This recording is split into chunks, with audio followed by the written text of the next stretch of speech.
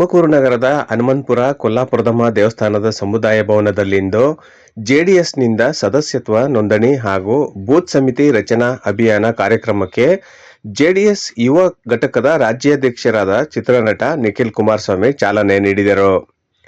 JDS ಜಿಲ್ಲಾಧ್ಯಕ್ಷ ಆಂಜಿನಪ್ಪ ಅವರಿಗೆ ಸದಸ್ಯತ್ವದ ಪರಿಕರಗಳನ್ನು ಹಸ್ತಾಂತರ ಮಾಡುವ ಮೂಲಕ ಸಮಾರಂಭಕ್ಕೆ ಚಾಲನೆ ನೀಡಿದರು.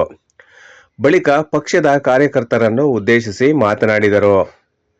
ವೇದಿಕೆಯಲ್ಲಿ ಶಾಸಕರಾದ ಸುರೇಶ್ ಬಾಬು, ವಿಧಾನ ಪರಿಷತ್ ಸದಸ್ಯ ವಿವೇಕಾನಂದ, ಮಾಜಿ ಸಚಿವ ನಾಗರಾಜಯ್ಯ, ಮಾಜಿ ಶಾಸಕರಾದ ಲಿಂಗಪ್ಪ, ಸುಧಾಕರ್ ಲಾಲ್, ಮಾಜಿ ಶಾಸಕ ಮಂಜು, ತಿಪಟೂರಿನ ಜೆಡಿಎಸ್ ಮುಖಂಡ ಶಾಂತರಾಜು, ವಿಧಾನ ಪರಿಷತ್ ಮಾಜಿ ಸದಸ್ಯ ಶಿವಶಂಕರ್, ನಗರ ಘಟಕ ಜೆಡಿಎಸ್ ಅಧ್ಯಕ್ಷ ವಿಜಯಗೌಡ, ಎಸ್ಆರ್ ಗೌಡ, ಗುಬ್ಬಿ ನಾಗರಾಜು, ಟಿಆರ್ ನಾಗರಾಜ್, ಕುಂಬಯ್ಯ ಸೇರಿದಂತೆ ಜೆಡಿಎಸ್ ನಾಯಕರು ಉಪಸ್ಥಿತರಿದ್ದರು.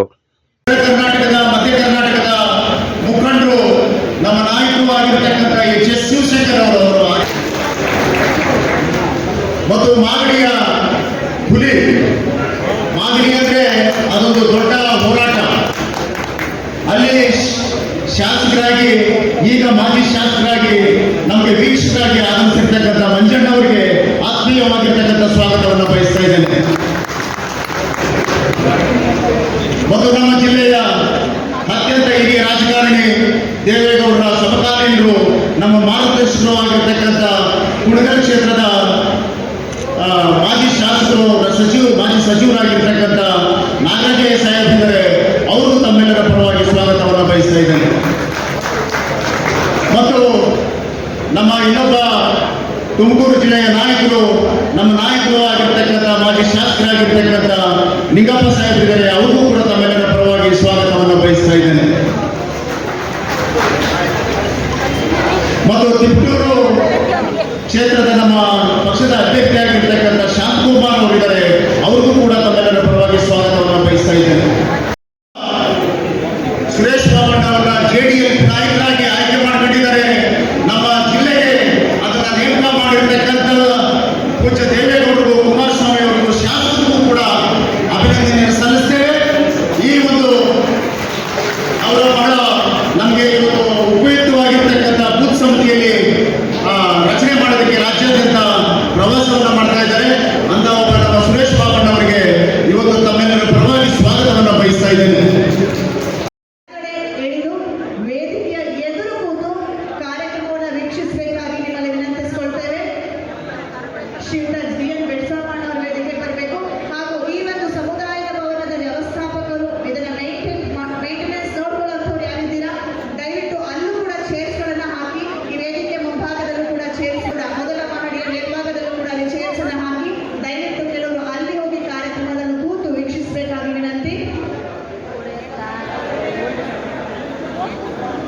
ಇವತ್ತೇನು ಮಹಿಳಾ ಘಟಕದ ರಾಜ್ಯಾಧ್ಯಕ್ಷರು ರಶ್ಮಿ ನಮ್ಮ ರಾಮೇಗೌಡರು ಅವರು ಕೂಡ ಮುಂದಿನ ದಿನಗಳಲ್ಲಿ ಉಪಸ್ಥಿತರಿರ್ತಾರೆ.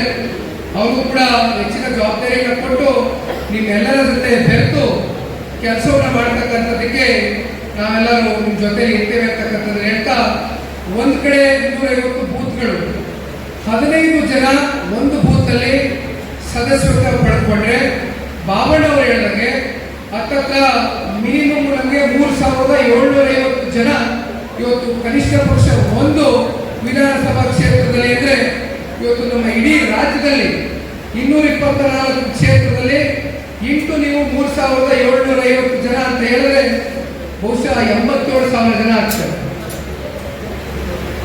ಅಲ್ಲ ಆಯ್ತು, ಬೂತ್ಗಳನ್ನ ಹೇಳ್ತಾರೆ. ಬೂತ್ಗಳು 57,000 ಬೂತ್ಗಳಿಗೆ 8.5 ಲಕ್ಷ ಜನ ಇವತ್ತು ಬೂತಿನ ಸದಸ್ಯರಾದಂಥ ಸಂದರ್ಭದಲ್ಲಿ ನಾವು 4 ಡಿವಿಷನ್ಗಳನ್ನ ಮಾಡ್ತೇವೆ. ಪ್ರತಿ ಡಿವಿಷನ್ಗೂ ಕೂಡ ಒಂದೊಂದು ದಿನ ಸಮಯವನ್ನು ಕೊಟ್ಟು ಇವತ್ತು ನಾವೇನು ನಿಮಗೆ ಟ್ರೈನಿಂಗ್ ಅನ್ನು ಮಾಡ್ತಕ್ಕಂಥ ಒಂದು ಕೆಲಸವನ್ನು ಮಾಡ್ತೇವೆ. ಕಾರ್ಯಾಗಾರಗಳು, ವರ್ಕ್ಶಾಪ್ಗಳನ್ನ ಮಾಡ್ತಕ್ಕಂಥ ಒಂದು ಕೆಲಸವನ್ನು ಮಾಡ್ತೇವೆ.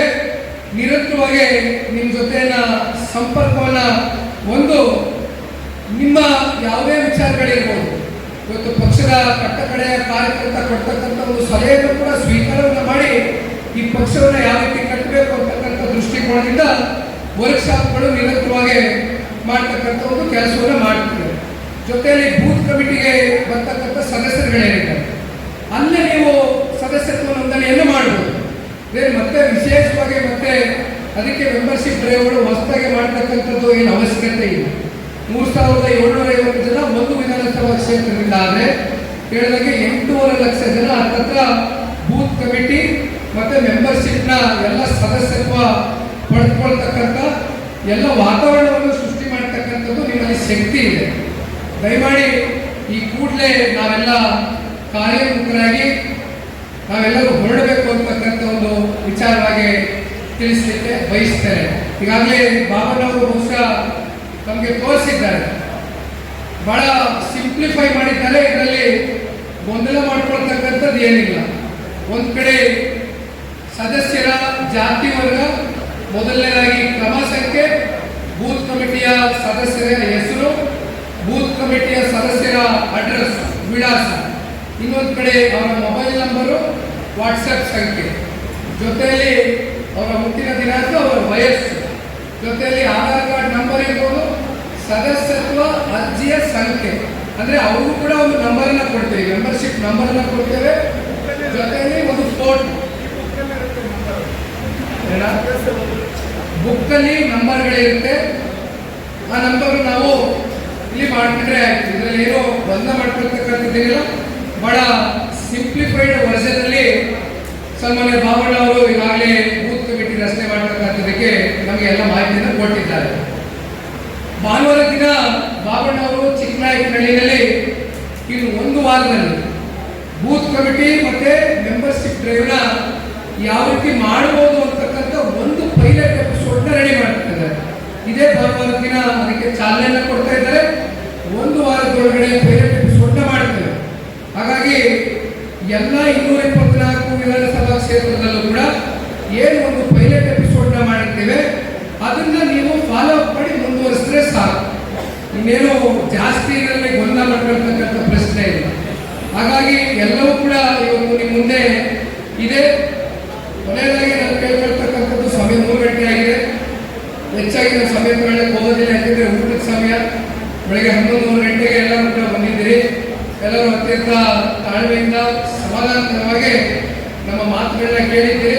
ನಮ್ಮ ಮಾತುಗಳನ್ನ ಕೇಳೋದಷ್ಟೇ ಅಲ್ಲ, ದಯಮಾಡಿ ಕೆಲಸ ಇವತ್ತಿನ ಪ್ರಾರಂಭ ಮಾಡಿ ಜನತಾದಳ ಪಕ್ಷವನ್ನ ಇವತ್ತು ತಳಮಟ್ಟದಿಂದ ಬಲಿಷ್ಠವಾಗಿ ಕಟ್ಟತಕ್ಕಂಥ ಪ್ರಾಮಾಣಿಕವಾಗಿ ಕೆಲಸವನ್ನ ನಾವೆಲ್ಲರೂ ಸೇರಿ ಒಟ್ಟಾಗಿ ಮಾಡಬೇಕು ಅಂತಕ್ಕಂಥ ಮನವಿಯನ್ನು ಈ ಸಂದರ್ಭದಲ್ಲಿ ಕೇಳ್ಕೊಳ್ತಾ, ಮತ್ತೊಮ್ಮೆ ಮಾಧ್ಯಮದ ಸ್ನೇಹಿತರು, ಎಲ್ಲ ನಮ್ಮ ಜಿಲ್ಲಾಡಳಿತ ಹಾಗೂ ತಾಲೂಕು ಘಟಕ, ಹೋಬಳಿ ಘಟಕದ ಅಧ್ಯಕ್ಷರು ಸಾಕಷ್ಟು ಜನ ತಾವೆಲ್ಲರೂ ಇಲ್ಲಿ ಪಾಲ್ಗೊಂಡಿದ್ದೀರಿ. ನಿಮ್ಮೆಲ್ಲರಿಗೂ ಕೂಡ ಈ ಒಂದು ಸಭೆಯಲ್ಲಿ ಧನ್ಯವಾದಗಳನ್ನ ಸಲ್ಲಿಸ್ತಾ ನಮ್ಮ ಕೆಲಸವನ್ನ ಇವತ್ತಿಂದ ಪ್ರಾರಂಭ ಮಾಡತಕ್ಕಂಥದ್ದು ಹೇಳ್ತಾ ನನ್ನ ಮಾತು ಮುಗಿಸ್ತೇನೆ. ಜೈ ಹಿಂದ್, ಜೈ ಕರ್ನಾಟಕ.